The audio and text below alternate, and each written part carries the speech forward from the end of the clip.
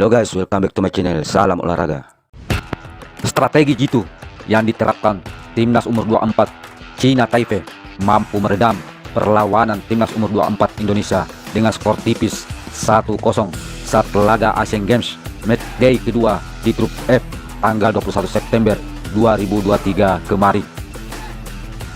Seyogyanya, peluang besar timnas umur 24 Indonesia bisa melenggang mulus ke babak 16 besar jika seandainya berhasil memenangkan di laga tersebut kemarin. Akan tetapi hasil di lapanganlah yang berbicara. Skuad racikan Indra Sapri harus dipaksa menyerah dengan skor tipis 0-1. Sehingga atas hasil kekalahan tersebut, peluang mulus skuad Garuda Muda racikan Indra Sapri untuk lolos ke 16 besar harus sedikit bersabar dan bekerja lebih keras lagi untuk memetik poin penuh di laga terakhir nantinya versus Korea Utara.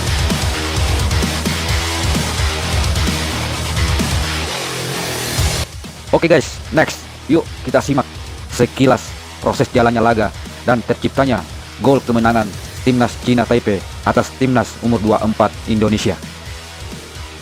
Sejak fluid babak pertama dimulai, pemain muda Garuda Nusantara langsung mengambil inisiatif serangan. Beberapa peluang sempat tercipta seperti shot on target yang dilepaskan Dewangga pada menit ke-7. Begitupun peluang Bagus Kapa yang melesakkan sepakan keras pada menit ke-22, akan tetapi belum berhasil menjebol kiper China Taipei yang dikawal Chiu Yung Hung. Akan tetapi timnas umur 24 China Taipei bukan tanpa perlawanan. Beberapa peluang sempat tercipta dan sempat membahayakan barisan pertahanan timnas umur 24 Indonesia yang terkadang ada miskomunikasi sehingga hampir membahayakan gawang timnas Indonesia yang dikawal Muhammad Adi Satrio. Menjelang akhir babak pertama, peluang terbaik Indonesia tercipta pada menit ke-41 setelah Ananda Rehan melepaskan tembakan dengan memanfaatkan umpan terobosan dari luar kotak penalti. Namun sayang seribu sayang, sepakannya masih mengarah tepat di pelukan kiper China Taipei yang dikawal Chiu Yung Hung. Sehingga hingga akhir babak pertama skor masih imbang dengan 0-0. Memasuki fluid babak kedua dimulai, ketidaksigapan barisan pertahanan Indonesia akhirnya berselang 3 menit awal babak kedua. Pada menit ke-46 terjadi petaka di lini pertahanan timnas Indonesia, berawal dari pergerakan sang striker China Taipei yaitu Ling Wenchin nomor 9 dari sisi kiri pertahanan Indonesia, di mana sang striker memberikan umpan tarik ke winger China Taipei Chung Wengyang yang tidak terkawal, dan sang winger pun dengan mudah menyambar bola itu dengan kaki kirinya dan melesatkan sepakan ke sudut kiri kiper Muhammad Adi Satrio. Gol pun tercipta untuk kemenangan China Taipei. Skor pun menjadi 1-0 untuk China Taipei di awal babak kedua.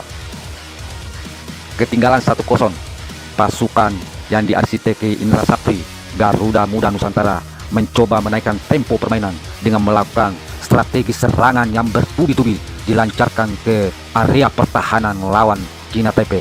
Akan tetapi beberapa peluang yang sempat tercipta masih sulit merobek barisan pertahanan dan kiper China Taipei. Peluang terbaik tercipta pada menit 89 oleh Egy Maulana Fikri yang sempat mengancam gawang kiper China Taipei dengan tembakannya, namun bola masih bisa dibaca dengan baik oleh Chiu Yung Hung kiper China Taipei. Hingga memasuki masa injury time akhir babak kedua, skor masih 1-0 untuk kemenangan China Taipei. Kalau kita melirik sejenak statistik akhir laga antara timnas China Taipei versus timnas Indonesia, timnas Indonesia masih unggul jauh dibanding China Taipei. Sebut aja di ball position, perbandingannya antara 19% untuk China dan 81% untuk Indonesia. Shot on target 3 untuk China dan 9 untuk Indonesia, dan total shot masih menjadi keunggulan Indonesia. China cuma 8 dan Indonesia 14. Dengan kata lain, performa pemain muda Garuda di laga tersebut versus China Taipei sudah maksimal. Cuma saja Sandewi Fortuna aja belum berpihak ke timnas Indonesia.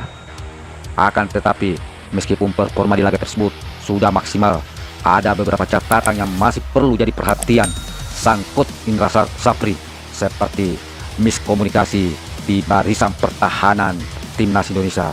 Kedua, pola serangan yang masih mudah terbaca oleh lawan.